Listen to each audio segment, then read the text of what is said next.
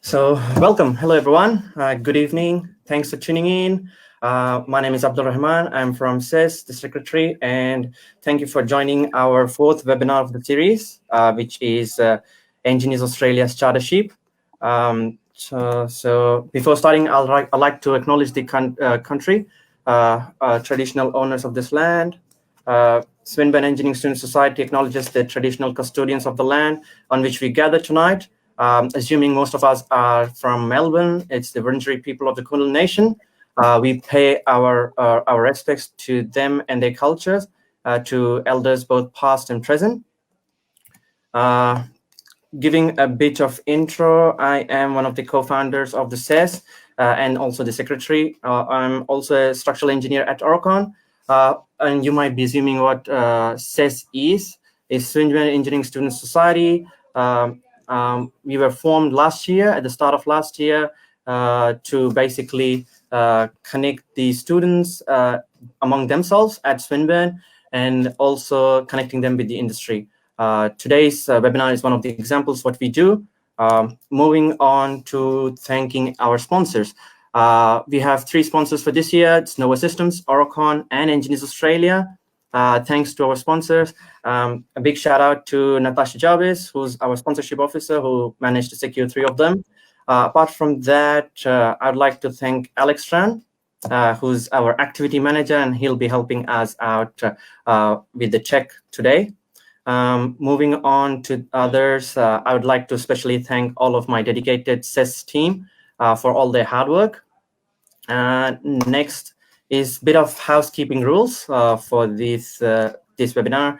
Any and every question is welcome throughout this webinar via the comments on Facebook and also through the messages for the group.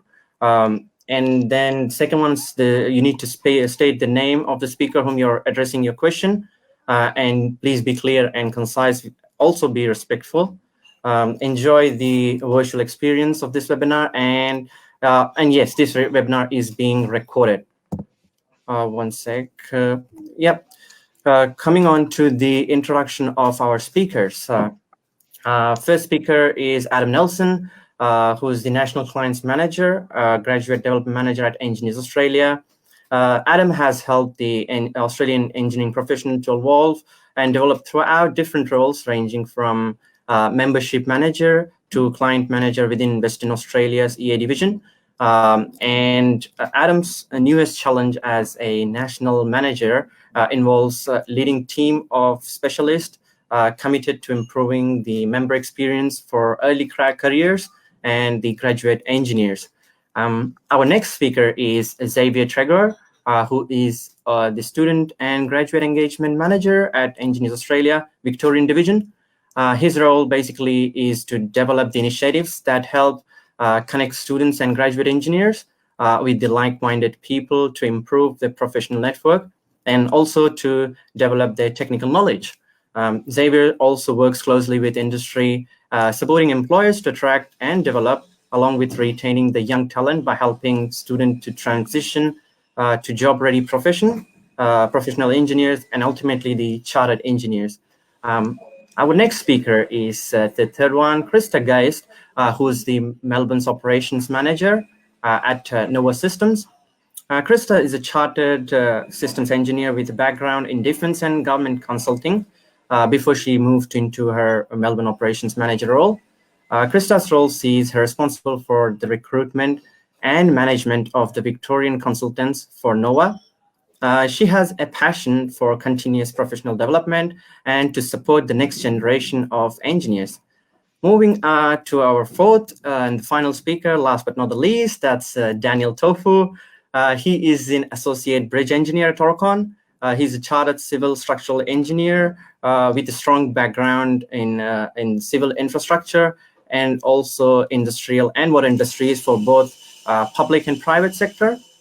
Daniel's main area of expertise is bridge engineering, where he successfully delivers numerous projects within Australia, overseas, ranging from preliminary designs to the detailed design.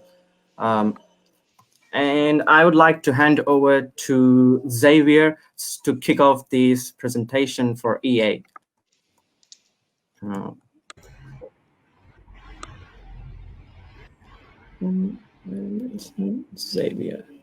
Xavier, to you. All right. So, and I think I must share my screen with you. Do you see my presentation? Yep, that's perfect. Great. All right. Thank you so much for the introduction, Abdul, and good evening, everyone. Thank you for attending this evening's Sess webinar on the Chartered Credential. So as Abdul mentioned, my name is Xavier Traeger. I'm the Student and Graduate Engagement Manager for Victoria at Engineers Australia. A little bit about myself before I dive into the details of membership.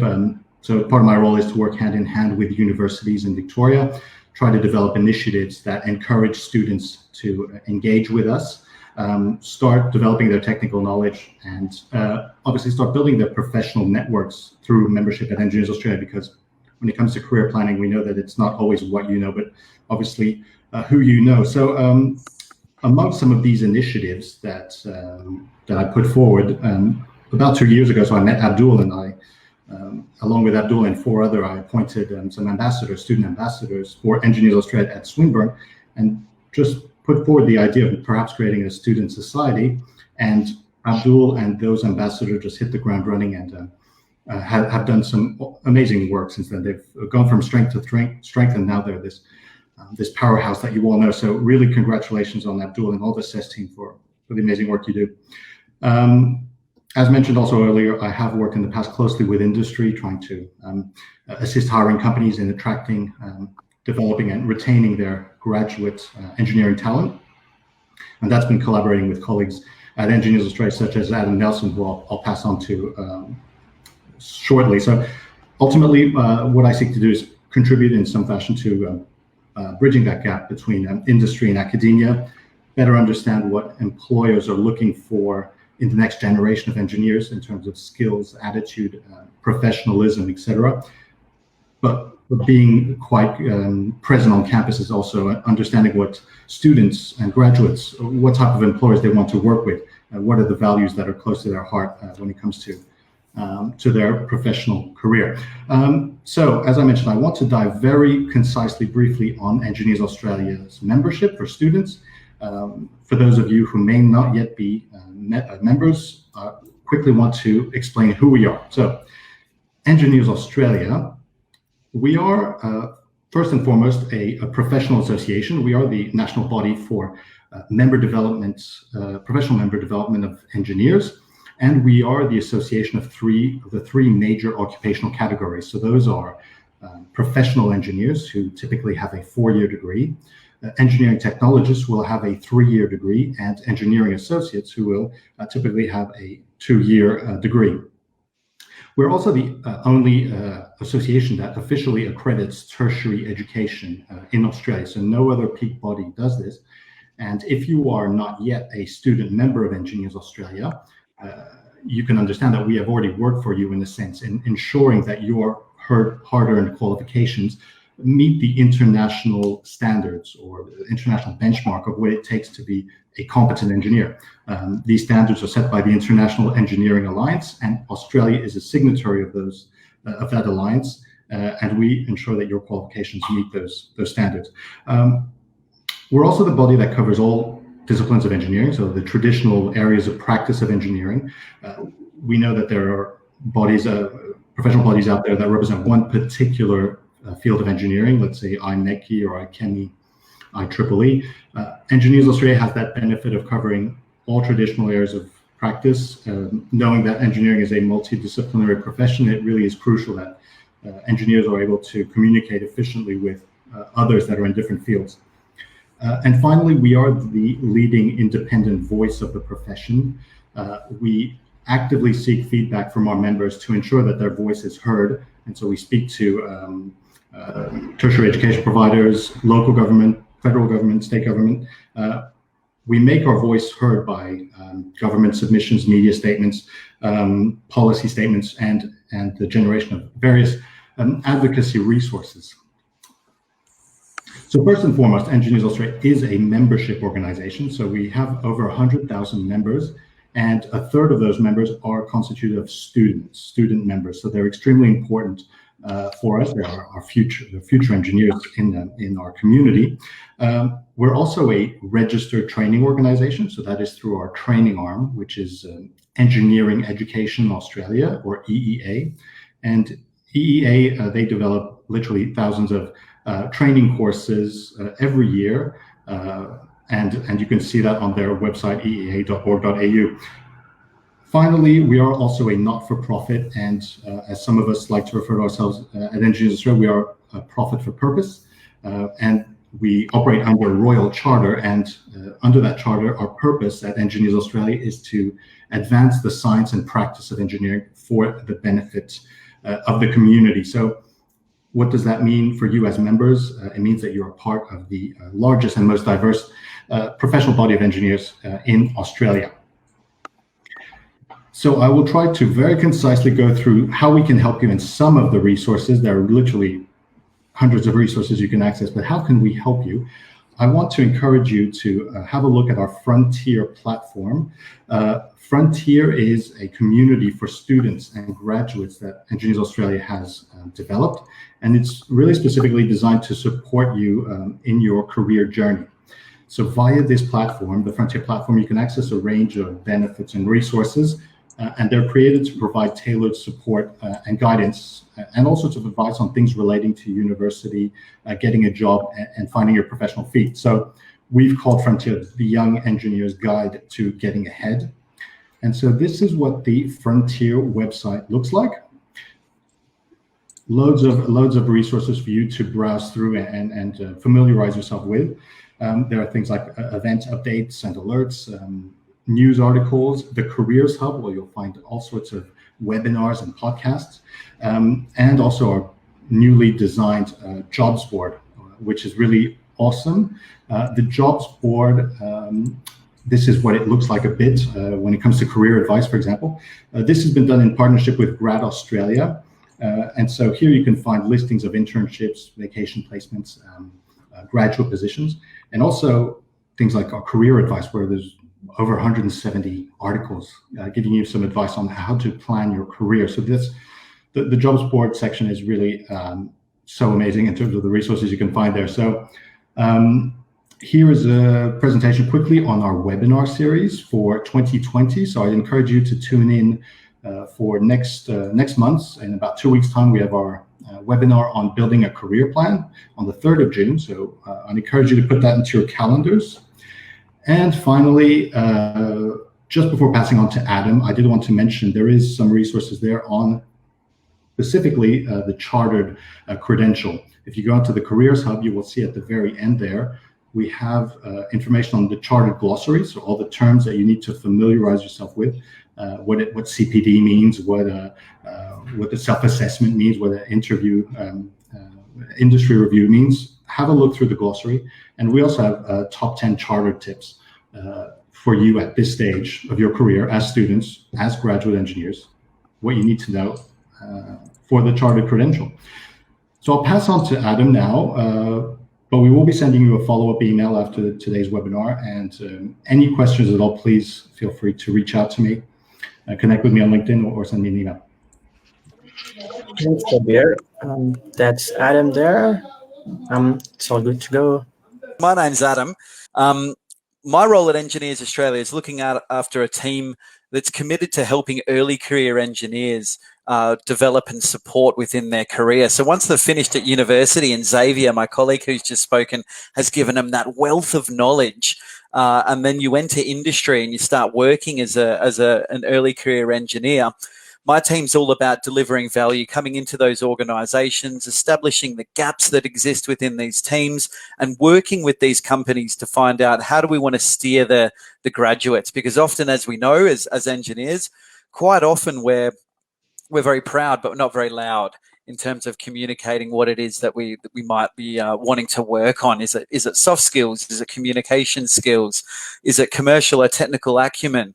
And what we do is we look for what those gaps are and then work with the organizations to fill those gaps, to make sure that the engineers within industry are well-rounded, both technically and commercially. One of the vehicles and platforms that we use that works really well is our chartered status map, okay? And the reason that chartered status works so well is when we look through the 16 competencies, which we'll load very shortly, you'll realize that, yes, some of them are technical, but the 16 chartered elements really reflect that of a well-rounded engineer. So not simply someone that's sitting in the design office doing calculations, someone that's out on site dealing with stakeholders. Are we looking at the legal and regulatory requirements within the work that we're doing? What about ethically? Are we practicing competently? And how is our advanced engineering knowledge? So the 16 chartered elements that we do have, and I know the screen I can see is quite blurry, and don't worry, we'll get a follow-up email sent out to all participants so you can see this, but I'll quickly list off very, very quickly the 16 chartered elements. So we've got dealing with ethical issues, practicing competently, your responsibility for engineering activities. Are we developing safe and sustainable solutions? Are we engaging with the relevant community and stakeholders? How are we at identifying and managing risks? Talking about legal and regulatory requirements, and then there's some core soft skills which comes into this value in the workplace area, which is all about communication, performance, taking action, judgment, and then we move on to the final four, which is all about your technical proficiency, okay? So your advanced engineering knowledge, your local engineering knowledge, your product problem analysis, your innovation, and also your evaluation as well. Now, in terms of becoming chartered, or what the process of becoming chartered is ensuring that you are competent across all 16 of these areas. Okay, so you are demonstrating competence across these areas to make sure that you're competent. Now, one of the key things that we need to remember is that word competence. Okay, not compliance. So we don't want to make sure that you're compliant. We want to make sure that you're competent. So when you first start your engineering career and you've graduated from university, you're going to be operating out of compliance. Okay, and then as we progress through our engineering career, we move from a compliant engineer to a competent engineer. Okay, and chartered status is a way of you being able to demonstrate how you're being able to be assessed as a competent engineer. Now, the panelists that we've got speaking after me are going to provide some great insight into how they went through this process and the challenges and the experiences they found useful in becoming a chartered engineer. Now, at Engineers Australia, we've got some great news. How long does it take for an engineer to become what we would say competent? A lot of people think, okay, well, chartered status, it might take me 5 or 7 or 10 years to become chartered. So often people make the mistake of thinking, look, I won't start working towards my chartered status now. I'll wait until I've got that many years of experience. And the good news is you can actually start working towards your chartered status straight after graduation. And what I'm going to give you now is some advice into how to do that as an early career engineer. Now, we break our platform down into 6 steps here at Engineers Australia, okay? Now, the first step that we use is a self-assessment. Then we move on to an industry review. Step number 3 is all the boring stuff, the administration, the login. Step number 4 is where you actually show your evidence to confirm how you are competent across these areas. Step number 5, you have a professional interview. And step number 6 is a celebration. Woohoo, I'm chartered. And what I'll do very quickly, because I'm conscious of time, is breaking down these 6 steps and explaining what you can do as an early career engineer right away to start aligning to these right now. So the self-assessment, as the name implies, very, very simple. What you're doing is explaining or articulating or communicating how you stack up across the 16 chartered elements that we just briefly ran through. Now, the great thing about this self-assessment, it's completely free of charge. There's no cost. You don't need to be a member of Engineers Australia to complete this aspect of the process. So I encourage all of you, have a crack at doing the self-assessment right away. Now, what happens with the self-assessment is all 16 competencies will be loaded on a screen. And what's going to happen is you're going to communicate, do you think you're developing, functional, proficient, or advanced, okay, in aligning to these 16 elements. Now, obviously, as early career engineers, you're going to be developing at the developing stage for all of these, okay, because you're at the early stage of your career. But what a great tool it is if you're within industry to say, okay, every 6 months we're going to do the self-assessment, and to build this into your performance reviews, to have a chat with your manager, to say, okay, well, let's do this self-assessment. So then you can think, well, how can I get from developing to functional, from functional to proficient, and then from proficient to advanced, okay? So do the self-assessment. Yes, you're going to be at that level of developing, but what you can then do is as we progress through this presentation, what I'll take you through is how we can progress from developing to functional, from functional to proficient, and proficient to advanced. So once you've done the self-assessment, the way that our system works is it's intuitive that you can't progress through to the next screen unless you've finished the screen before, okay? So once you've completed the self-assessment, you'll then click through, and what you're going to see is this matrix. As you can see, it's really awesome. So you can see where your gaps are. Okay, you're going to be competent in this area, but you might not be competent across another area. So it's a really good mapping tool for you to be able to plan your career and for you to be able to progress through. And what great initiative for you to be able to go to your manager and say, hey, look, it's been 6 months now. I'm realizing I'm not getting much exposure in terms of dealing with the community and stakeholders. Maybe I need to be shifted onto a different team or moved into a different project. So a really good tool here to use. Now, once you've completed the self-assessment, and this could take you anywhere from 10 minutes to 15 minutes to do, you'll then be able to click through to the industry review. Now, the industry review is an opportunity for you to be able to list a peer of yours, so someone that you're working with that would be comfortable giving their opinion on how you're working across those areas. Okay, so you've done the self-assessment, the industry review. The very first competency is dealing with ethical issues. Okay, so how you want to think or get your mind into this area is, okay, who do I know that I've worked with that A, has an understanding of ethical issues, and B, would be comfortable in giving their opinion in how I'm dealing with ethical issues. So it doesn't necessarily have to be your direct line manager. A lot of the time it will, because they're going to be the individual that's most close to your work. But it could be someone from another organization that you're working closely with, or a client. Or if you've recently moved to Australia, it could have been someone in your old organization. We'd like them to be a member of Engineers Australia, and would also like them to be chartered. But we understand that's not always possible.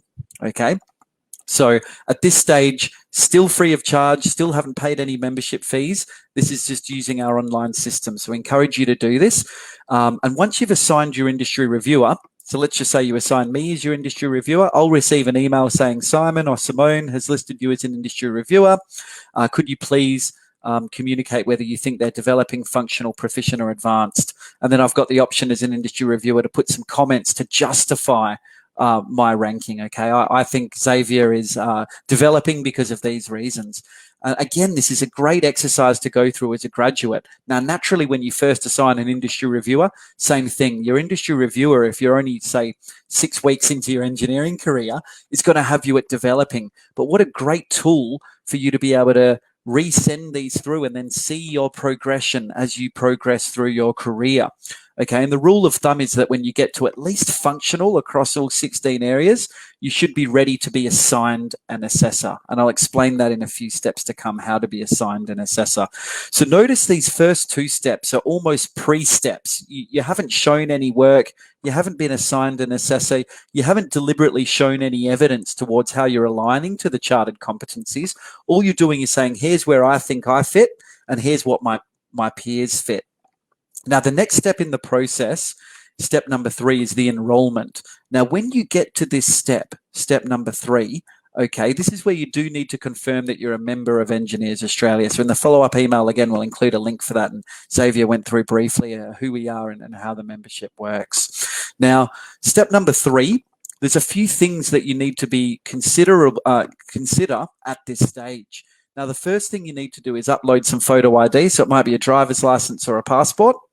And the next thing that you'll need to do at this stage as well is confirm that your CPD log is up to date.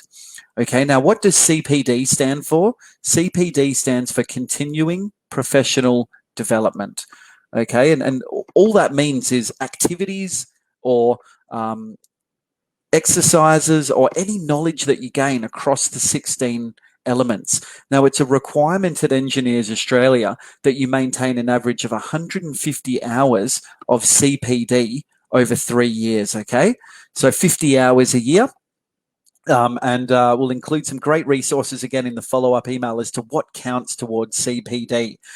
There's a document that's called CPD Types and Conditions, and it lists all of the activities that extend to CPD. So a lot of people think CPD is only external events, coming to an Engineers Australia session, which absolutely does count for CPD. In fact, today is an hour of CPD because you're learning about the chartered competencies, but most of your CPD can actually be done and executed without leaving your desk at work. So make sure you read that document. It's a really great doc that explains the ins and outs.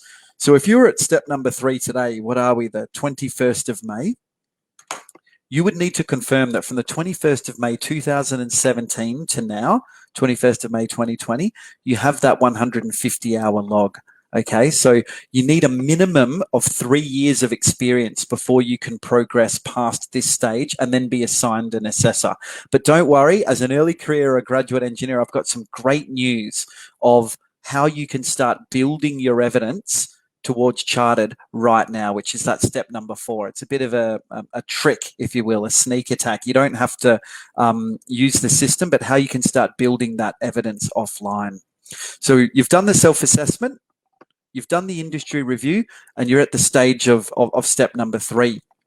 Now, let's, for the sake of this argument, pretend that you do have 3 years of experience, okay? You've been working for 3 years.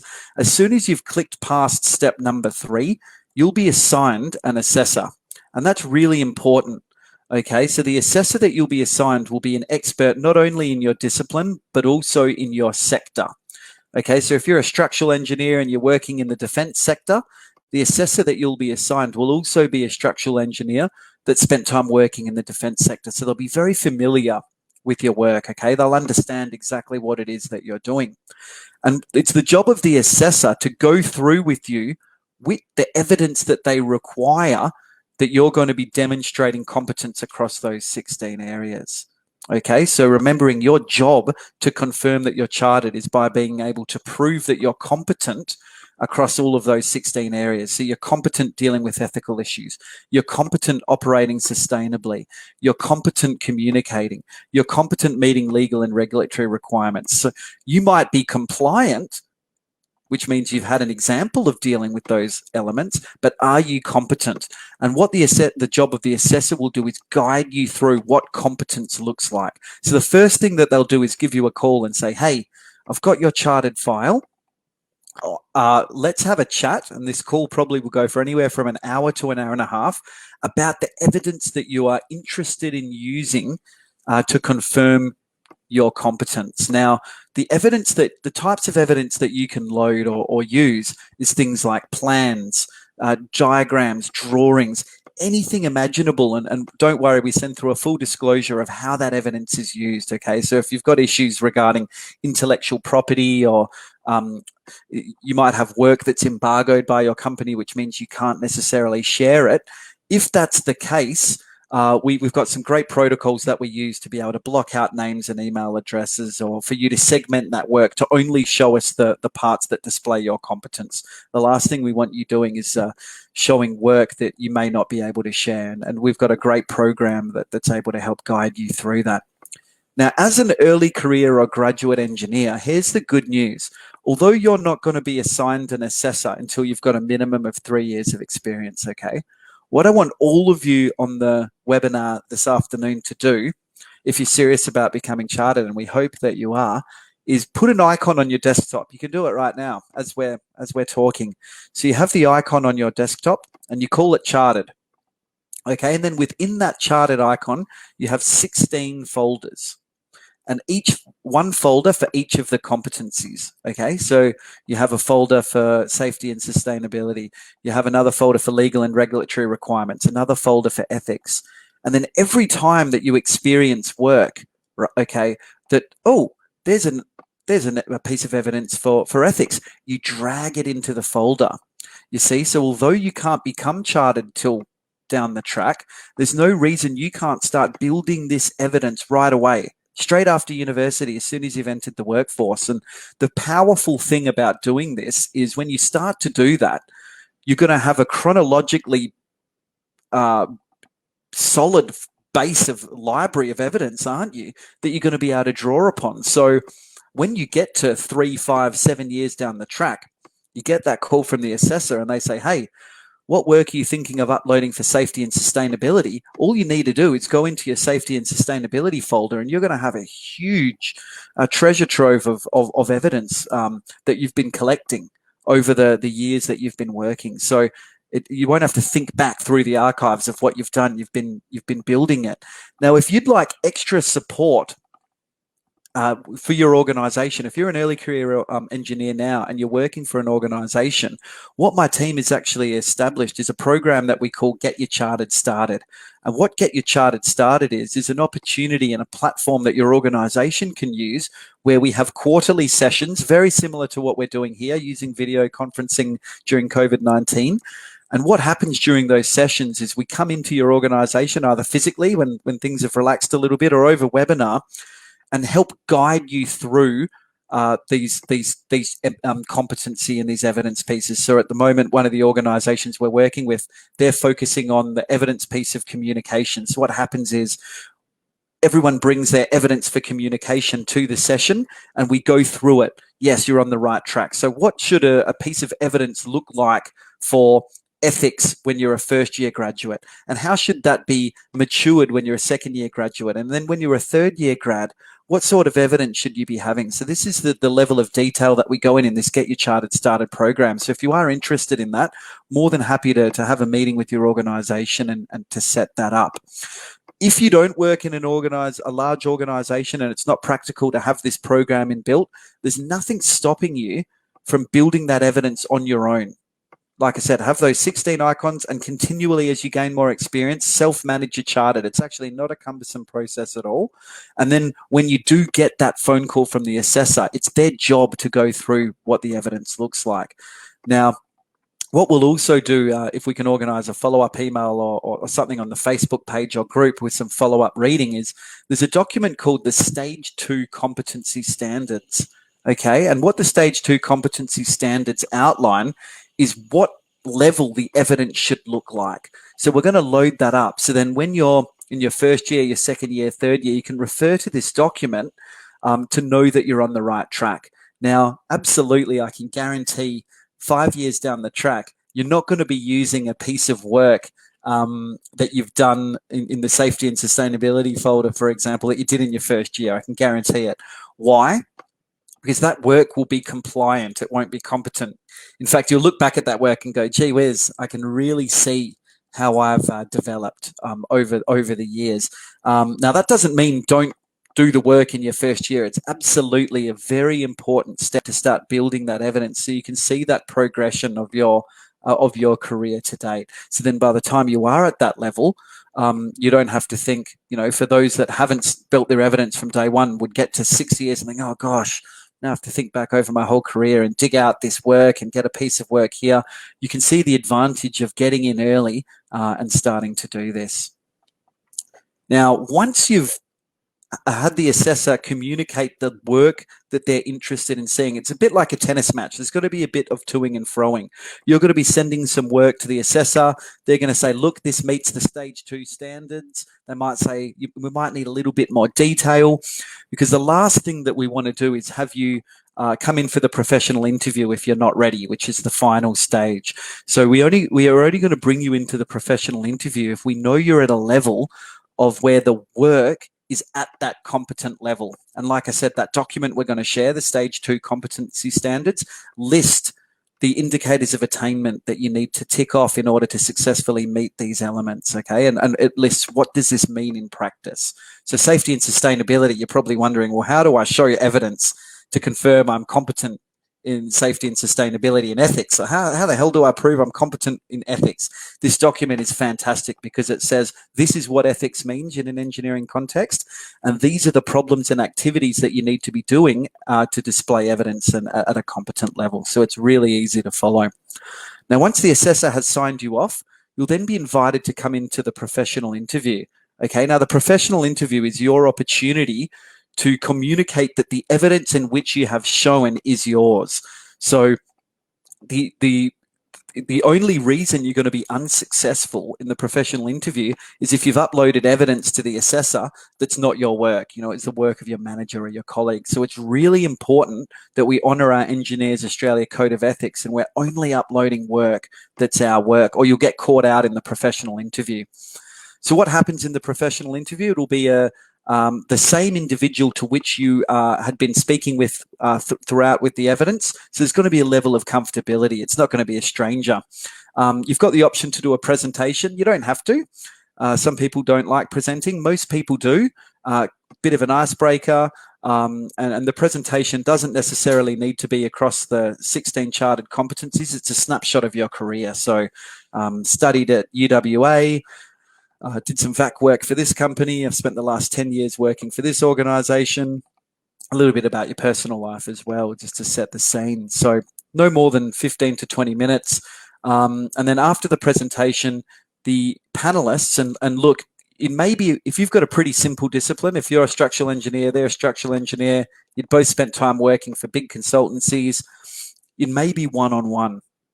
Whereas if you've got a little more of a unique discipline, for example, a few weeks ago where I'm from in Perth, in fact, that's what I'll do. I'll blame the technical issues this afternoon on the fact I'm from WA. That's what we'll say. A few weeks ago in WA, we had a aerospace engineer, and they had such a unique discipline in some of this particle work that they've been doing, really cutting edge stuff. We actually didn't have the skill set here in WA to have the professional interview. So we had a Skype link up and actual 3 panelists also in that aerospace discipline. So you may have more than one individual in your professional interview. Don't be alarmed if you have a panelist. Doesn't mean we're putting extra attention on you. It just might mean we want to get a second set of eyes to make sure we're 100% across the nature of your work. And then what will happen is either the assessor and or panelists will ask you questions in the professional interview to communicate that work that you showed, the evidence, is in fact your work. So the evidence is the what, and I'm sure the panelists who are going to speak after me are going to go into detail regarding and confirm that when they had their professional interviews, it was very why-based, the questions. So, you know, you'd shown the work, and then a typical or classic question you'll get from the assessors was, I can see you use this risk framework. Why did you do that? Tell me a little bit about that and why that's important to your organization. So in the professional interview, it's really important you don't just have an understanding of what you're doing, but also why you're doing it, okay, and how that fits into the grand scheme of things. So look, I'm very conscious of time. I apologize profusely for, look at that. We worked it out at the end to get the screen. I think I dare say it's because I've got the 3 screens and it looks perfect here on mine, but I apologize for the technical delays. Recapping very quickly before I hand over to the fantastic panelists, start the process now, okay? Get in the habit of having those icons on your desktop and building that evidence. And one tip and trick and a piece of advice from me would be, when you're thinking of the chartered competencies, okay, try not to think of the 16 and then the pieces of work. What I find really easy to do is reverse engineer it. So have the 16 competencies written on a piece of paper, and then think about the projects in which you're working.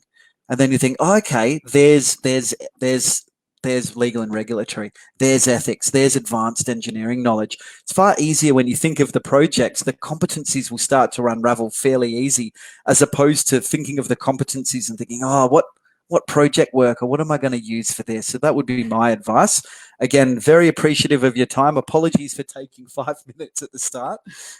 Maybe we can edit that part out when I know it's live now, when we display it for others. But thank you very much, and I'm more than happy to field and answer any questions that you have whatsoever.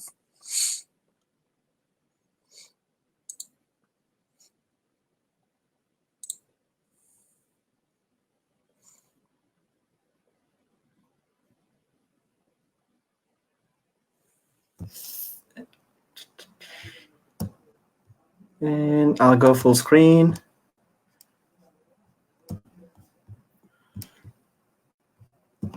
Yep. It's to you, Krista. Great, thank you.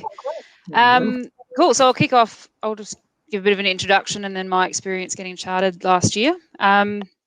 So my background is I studied product design engineering at Swinburne University, actually. When I was studying, I also joined Army Reserves, so I was doing that at the same time. Straight out of uni, I joined the CASG, or at the time it was the DMO graduate program at Defence, so the Defence Public Service. Was there for 3 years and worked on a whole variety of projects, including body armour, other soldier combat systems, maritime sustainment. Went to Canberra for a little bit working on projects. It was quite interesting. After that, I left and went to Lockheed Martin for a year and was working on codification and automatic identification of weapons and other items in armories. Lockheed did a bit of a spin merge with another company called Leidos, so I took that opportunity and moved to Nova Systems. So I've been with Nova for about 3.5 years, or a bit over. The first almost 3 years I was in a consulting role, so wide variety of roles there. I started off working on the battle management system as a verification validation manager. Went for Defence, went across to Victoria Police, working on their Enterprise Geographic Information System project, which is pretty much a software program for them to see all the officers and the vehicles and everything on the same screen, which is pretty cool, and that one's ongoing. And then I went and did some work with some energy companies, and then for the last sort of 8 or 9 months have been in the operations manager role in Melbourne. So I have about 45 staff here, all of them, or most of them, consultants, mostly engineers as well. In that, I've got about 5 graduates, and we really have a strong focus on professional development at Nova. We get an allowance, and you also get a bonus if you get chartered. So I'm always encouraging the team to get chartered, and it was a bit of an incentive for myself as well last year when I got chartered in systems engineering and project management. So while I was also working the last couple of years, just because for the fun of it, I also have done a couple of masters. So I got a master's in systems engineering and a master's in project management, which I think probably helped me out in getting chartered in both those fields as well. What I can say, so I know it's been spoken about the 16 different competencies. I started putting things together originally for chartered when I was a graduate as well. That was back when you had to write the competency claim, so you kind of wrote a page for each. It wasn't the evidence-based. Obviously waited a bit long, and then the whole process changed a year or two ago. So went to the evidence-based. Like I said, most of my work has been in the defence or police space. I didn't take documents with me when I moved from project to project. So getting all the evidence, I guess, was a little bit difficult. I did have some recent documents. There were some emails and things. I guess some of the key ones that I can talk about. So I had, for the ethical issues, one of the projects I was working on, I was both writing the tender, and the company that I was working for was going to be bidding on that. So I had to have a pretty robust probity plan in place. So writing the probity plan and getting that confirmed so there was no conflict of interest there. With the ethical issues one, so there's a couple that I'll focus on because they were the ones that my assessor came back to me and wanted more information. So when I was looking at the ethical issues, I was referring to conflict of interest and avoiding that and using a probity plan. My assessor came back to me and wanted me to refer to the Engineers Australia Code of Ethics, which was a good point. I just was talking in general about ethical behaviour and workplace ethics. So that's a good thing to be familiar with. It's a one-page, very simple to read document to look at the Engineers Australia Code of Ethics when you're answering that one. Safe and sustainable solutions. So working in the defence space, defence has its own set of standard operating procedures. You know, it's not your standard Workplace Health and Safety Act. So when I was had my evidence for safe and sustainable solutions, I wasn't talking in specifics about a particular code or act or anything like that. So my assessor came back to me, asked, you know, was there any correlation with the Work Health Safety Act of 2011? I explained to him about the way that defence approaches it, what's relevant, what's not, that there are, you know, the standard operating procedures, you know, there's technical regulatory frameworks around it that I operated within the bounds of, and he was happy with that. But I didn't explain that properly, I guess, early on. I know in the civil space they've got safe design of structures codes and other things, but I guess whichever domain you're working in, sort of focus on what codes and what frameworks you're working to, because you're not just making up your own way of doing risks or risk registers. So I guess that leads on to the next one. So identify, assess and manage risks. That was another one that I was called up on. So he was referring to ISO 31000. You know, Defence Victoria Police had their own ways of doing them. I guess some documents that I'd recommend in your first year as an engineer that would be worth holding on to. You'd likely be involved potentially in, you know, writing test procedures, test reports, even some of your emails and your communications. You know, of the 16 competencies, like was mentioned, only a few of them are quite heavy technical. There's a lot that refer to, you know, your performance, your judgment, communication, practicing competently, you know, responsibility for engineering activities. You know, if you can show that you managed a test program, you know, you wrote some test procedures, had the lab set up, you know, you got the right personnel there.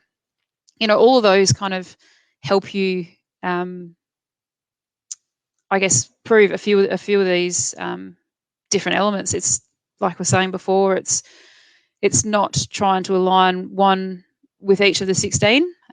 You'll find a lot of the stuff that you're doing in the first year or two definitely worth putting aside, and that's something that I didn't do early on.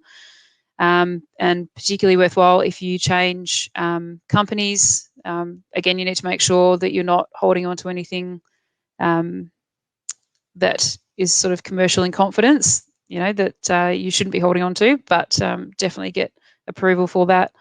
But lots of things, yeah, that you can do early on. I know I kind of rushed through that, but I'm seeing some questions here. Key skills defence company looks for. So when I recruit graduates or other, I guess, engineers, definitely a key skill for consultants is attitude. You've got a technical competency, but I think one of the key things that leads into this as well as a chartered engineer is, you know, being able to understand the problem, to speak to a client, to ask the right questions and put your hand up if you don't know something. That's probably the most important thing, is don't pretend like you know something and stuff it up. If you don't know the answer to something, definitely admit it, try and find the answer, ask someone who might know.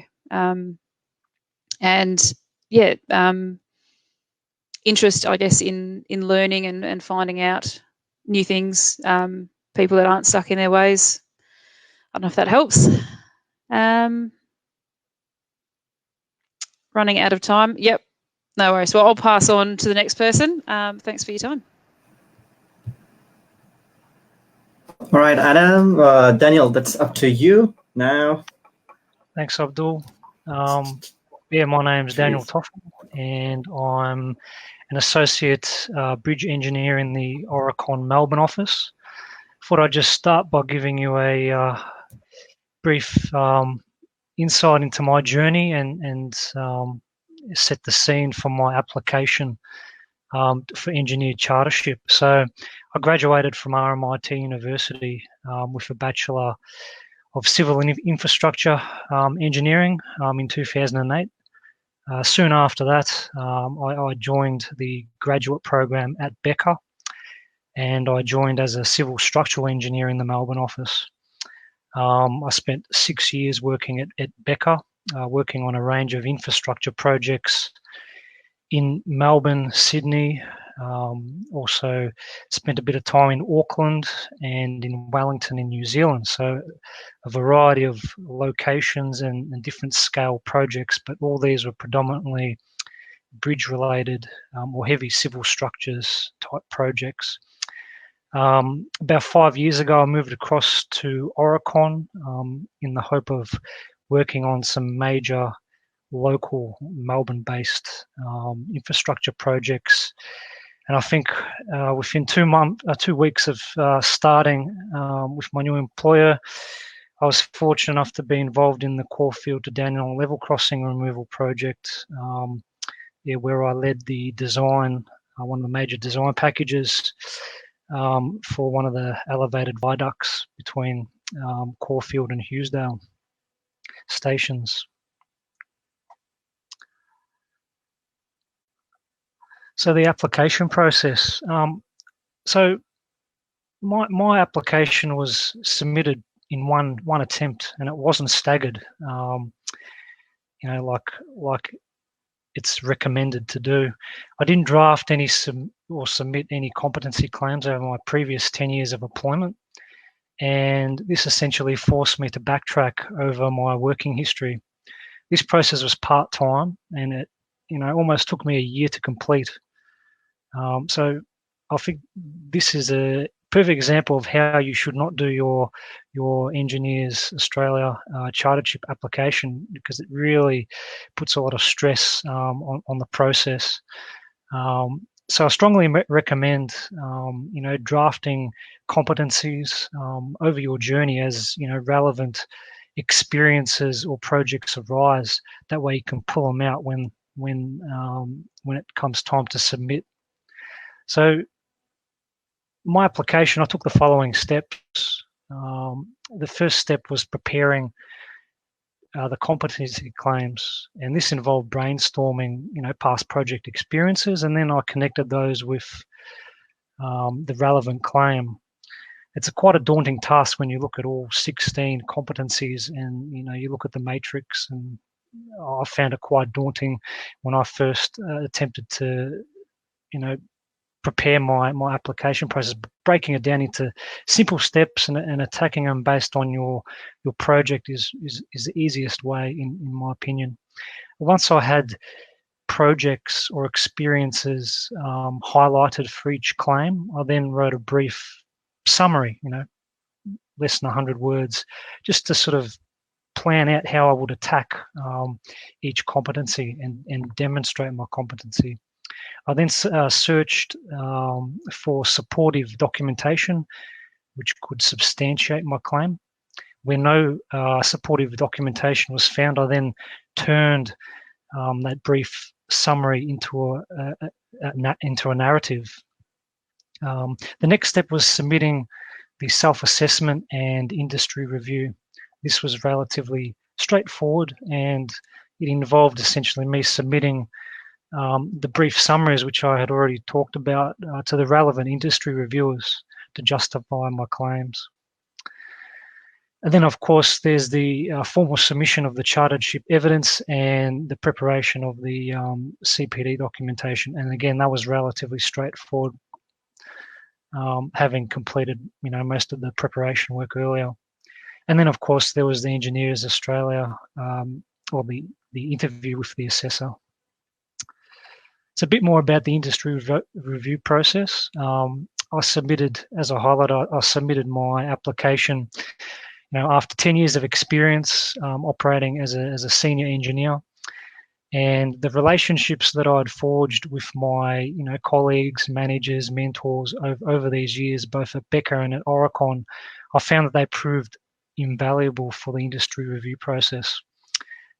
For me, I selected four industry reviewers who could obviously vouch for my competency, but these were people whom I had worked closely with over prolonged periods of time on selected projects, and I could leverage off our working relationship.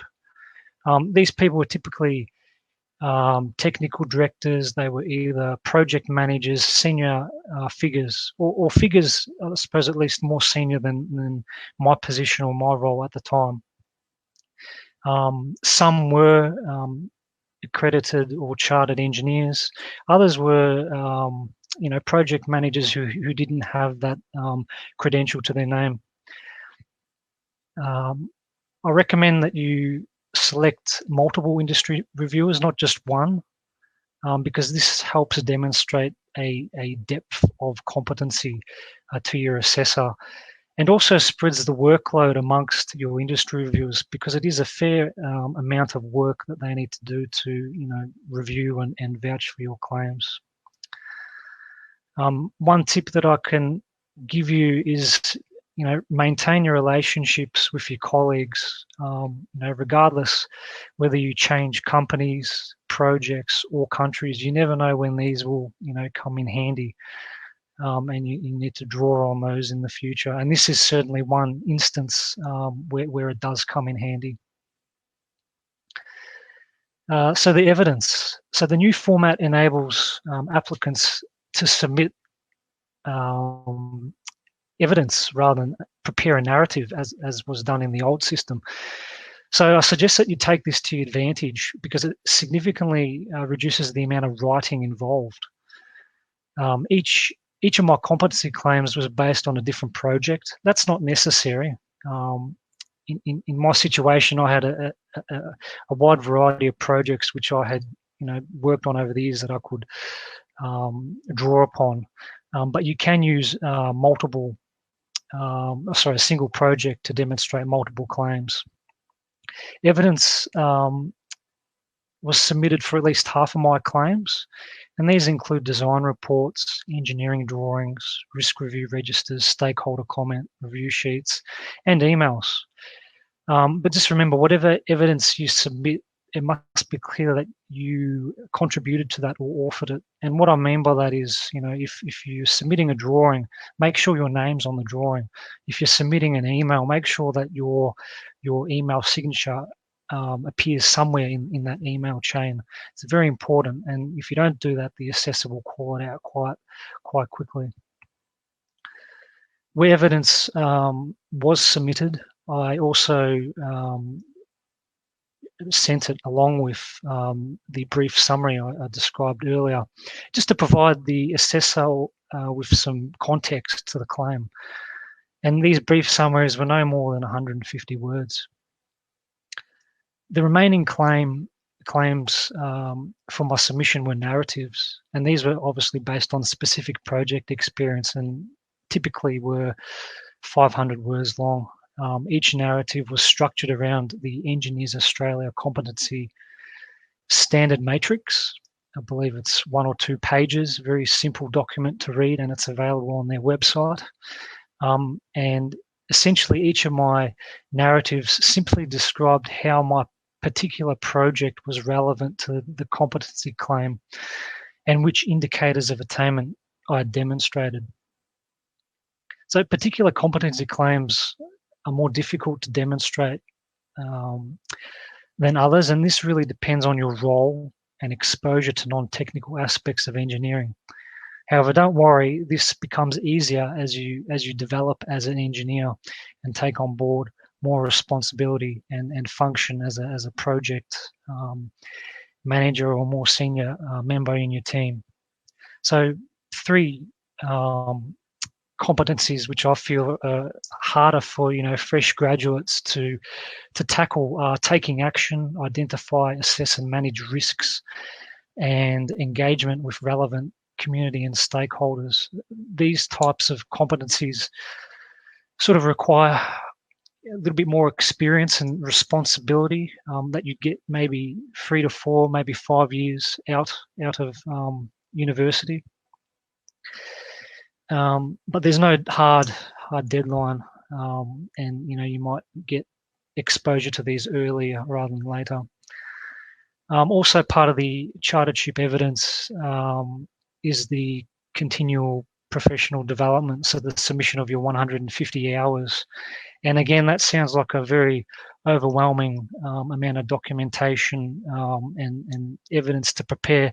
However, after working at any company for at least a year, you'll soon find that you'll be exposed to internal training sessions, external training sessions. There's a lot of ways that you can get those 150 hours up, and it should be relatively easy, I guess. Don't be daunted by the task. That can include things such as doing reading of textbooks, materials, writing technical papers, reading technical papers. So there's a whole list of applicable situations where you can claim. And the final, I suppose, aspect of the application was the interview. So my assessor was based in Queensland, so we arranged a teleconference, a Skype conference. I understand that the assessors are assigned at random, and you might get someone on the other side of the country.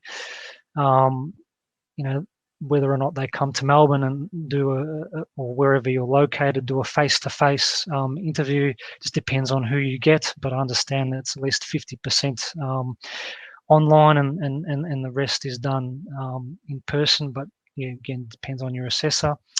My interview was a marathon. It went for about 2 hours, but it was an enjoyable marathon in the fact that my assessor, he was on the verge of retirement, and he shared a lot of similar experiences, so similar type of projects. So we had a lot of shared experiences throughout our careers thus far, and yeah, we just discussed that. So that's where the 2 hours went. Other than that, it was more of a formality. He did target a few specific questions just to draw out some more information on my competency. But yeah, the Chartership interview was relatively straightforward and more of a informal chat, I guess. So yeah, that's all I had to say on the interview process from my end and the whole application. But don't leave it to the last minute like I did. Definitely be proactive and start as soon as you can. Thank you very much. All right, Dan, thank you so much for the presentation. I'll bring up all the speakers now back to the screen so you can ask the final questions. So you've got all here. I've got a couple of questions. First one is from Sabah Munir. They ask, I work for defense through a private design consultancy. Is it okay to hold on information like emails at least? I think that's directed towards Krista or Adam, whoever wants to pick it up. I'd say, firstly, on that one, you'd need to speak to your company and make sure, and it may be an agreement with them to say you can potentially hold some information, but redact the anything that might be commercial in confidence or that you wouldn't be able to take with you. I don't know, Adam, or if you want to add to that. I'd agree, and if ever in doubt, always ask your company. The last thing you want is your manager knocking on your door and saying, "Why have you uploaded this information?" And what you might want to look at doing is a program I've implemented called a Chartered Champion, and what that would involve is identifying someone within your organisation that is the go-to person to ask regarding information. So, I'm working on XYZ project. I'm going through EA's Chartership. I'm thinking of using this as evidence. Is that okay? So I really recommend and highly value you doing that. So then you're not going to be caught out. And if you're leaving the organization, sometimes companies will want to hang on to that intellectual property, that IP. Sometimes they might be comfortable you having that. So having those conversations with that Chartered Champion is always powerful. Sometimes you may be working on a project that involves multiple companies, and so in that situation, maybe your manager may not be able to give you that go ahead to use the information. Certainly in my situation, I had to seek confirmation from the authority, the client, ultimately. And so they were quite supportive. You just explain to them what you're using the information for, and the fact that the whole setup that Engineers Australia have is it's secure, and that's at the front of their whole system. So if you explain those things to them, there should be no concerns from their end. And look, one of the key partnerships we've had is, and it's funny listening to Krista's journey through defence, Defence is one of our key players, and one of my very good friends, Air Commodore James Hood, I'm sure Krista probably knows Hoodie, was instrumental in setting up Defence as one of our key partners. So I know no other organisation really outside of Defence, maybe CASG, that has such rigorous security measures, and still most of the defence engineers being able to show that work, even though many parts were embargoed or top secret, if you will. All right. Thanks, Adam, Krista, and Dan. I've got one more question, which is about the language. It's from Patrick, and they ask if that needs to be in English, as he've spent about 4 years working in Switzerland, and that would be probably in German. So what about the language side of it? I'll go again.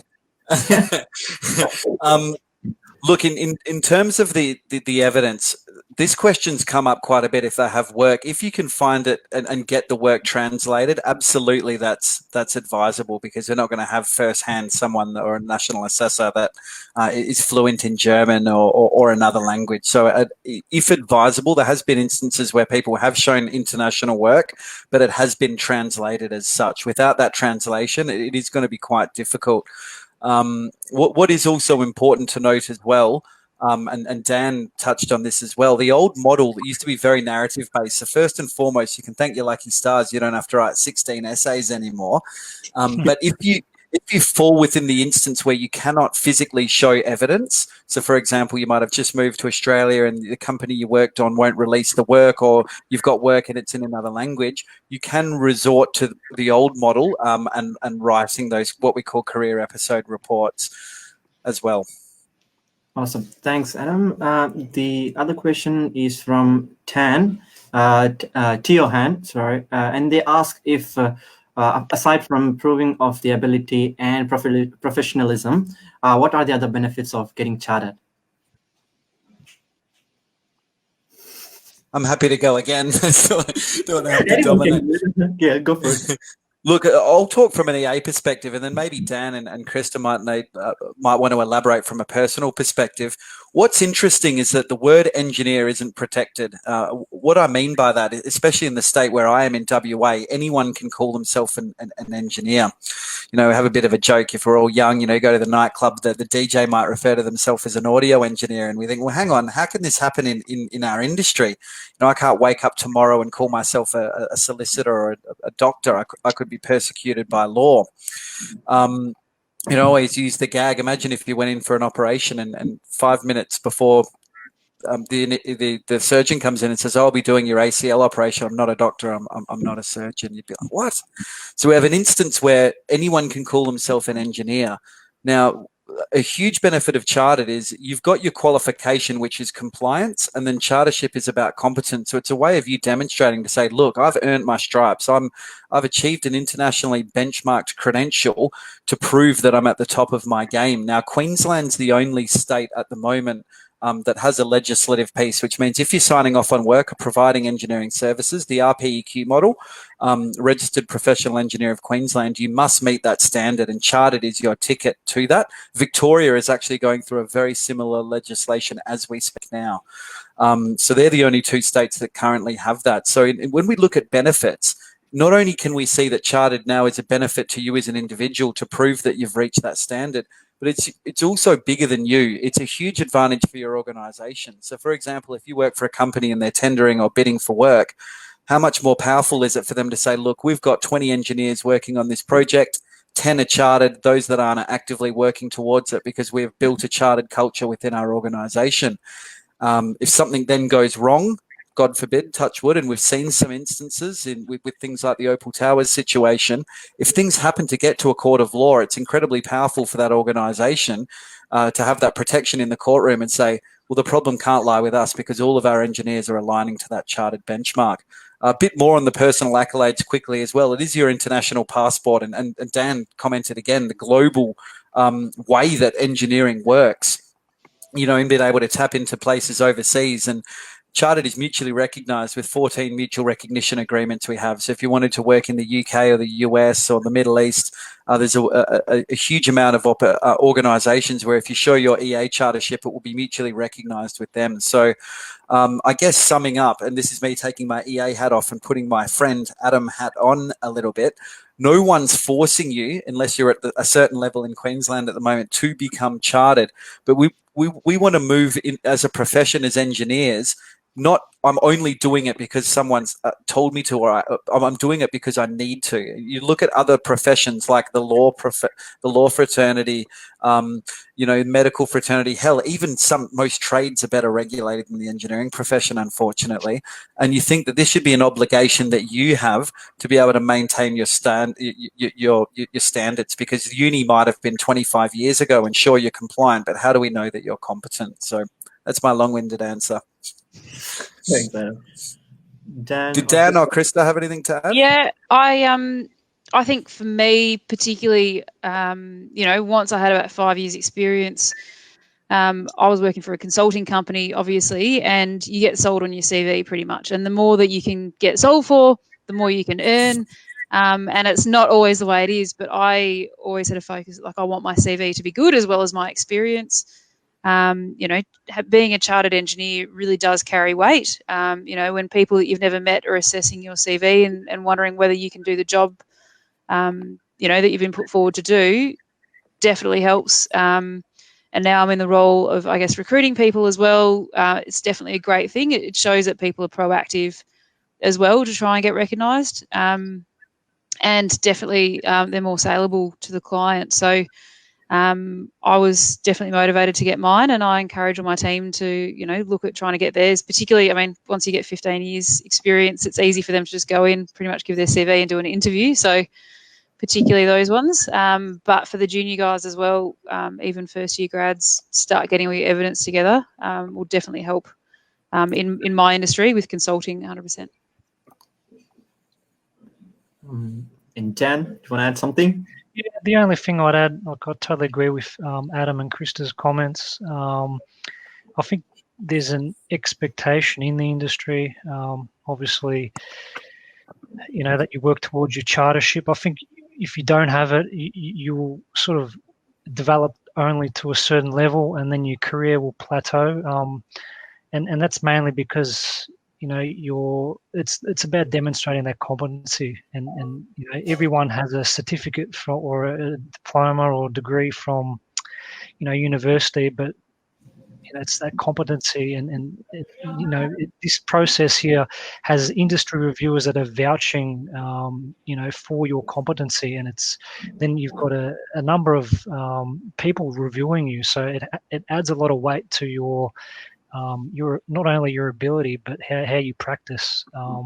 So having this credential is definitely sought after in the industry and expected by most companies if you want to progress up the chain and move into more senior positions. Yep. Thanks, Adam, Kristen, Dan. Last two questions, I would say, because we are running out of time.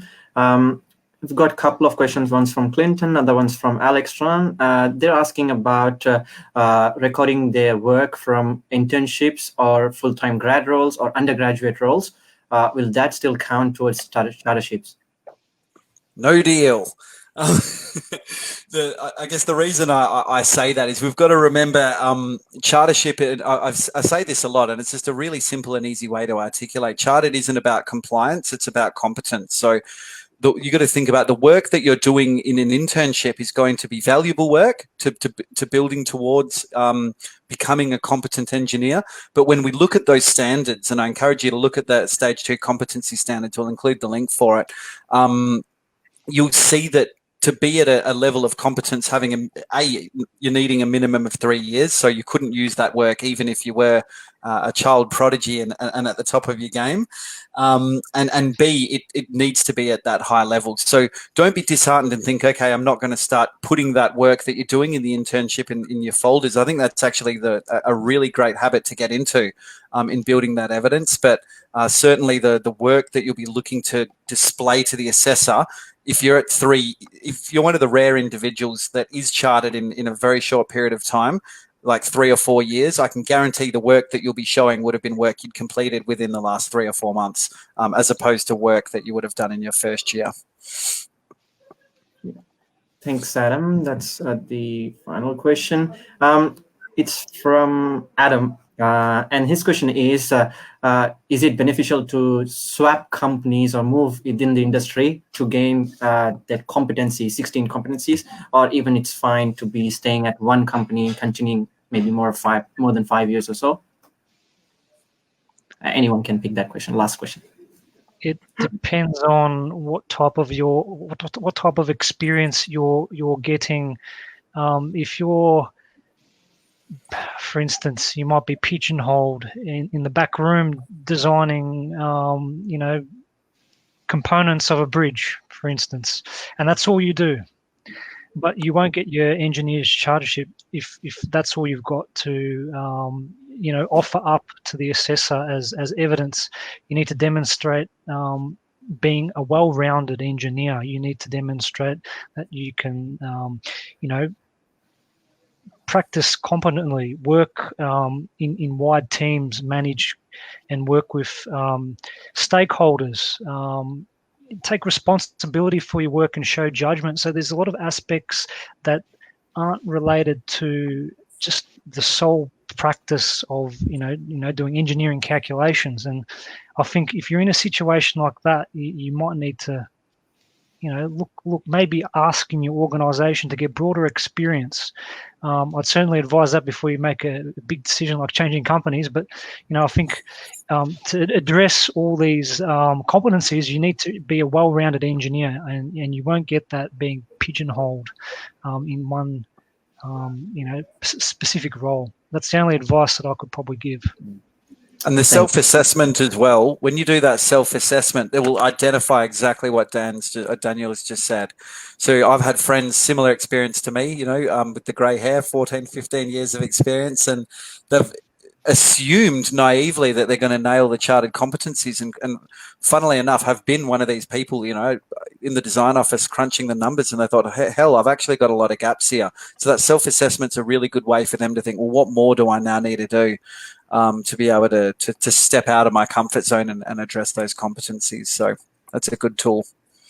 It doesn't mean that you don't you can be that person, but I don't want to steer people away from that. But I mean, when you get to that level of experience, you'll be running teams. You'll be able to, on the day-to-day basis, you'll be orchestrating designs, running design packages, you'll be liaising with people. So I think a lot of these competencies, if at that level, you'd be doing them automatically. Yeah. Anything you want to add, Krista? No, I mean it's covered. I don't think you need to change companies at all. I think you just don't want to get stuck doing exactly the same thing, 5 years later that you were doing 5 years earlier. You want the progression, you want additional responsibility. The engagement with different stakeholders, clients, and you can get that often in the same company. If you want to change company, that's fine as well. But look, I definitely wouldn't say you need to jump around. Awesome. Thanks everyone. Thank you, Adam, Xavier, Daniel, and Krista for joining in tonight. I'm sorry it's late already. We've exceeded our time, but it was more interactive and engaging. And I'm sure we still have the audience, 30 people still viewing it. So that's kind of engaging. And apologies for the tech issues we had. Next, it's kind of lessons learned. For next My bad. It's all right. So this was the last event for this semester from Sess, and I hope you all keep in touch with us, and maybe we'll host some good ones in person at the next half of the year. All right. Thanks for the time, and thanks to our sponsors, Nova System, Oracon, and Engineers Australia for joining in tonight. We'll see you again. Bye. And Abdul, thanks to you, mate. Thank you. Really big props. Thank you. Thank you very much, Abdul. And thank you, Sess.